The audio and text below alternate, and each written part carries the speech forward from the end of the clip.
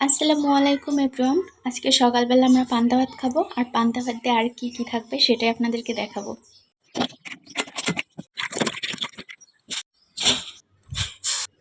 এখানে আমি আলু সিদ্ধ বসাই দিলাম, ভর্তা হবে। আর এটা হচ্ছে ছোলার ডাল, ছোলার ডালের বড়া তুলবো।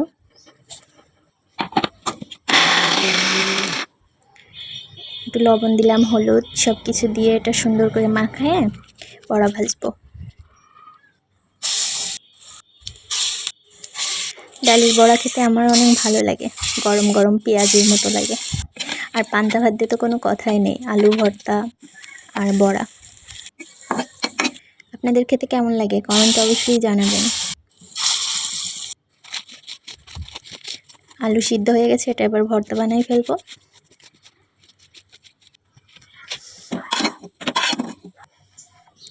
বড়ি ভাজাও কমপ্লিট। এবার লেবু গাছের লেবু ছিঁড়তে আসলাম। পান্তা ভাতে লেবু না হলে চলে?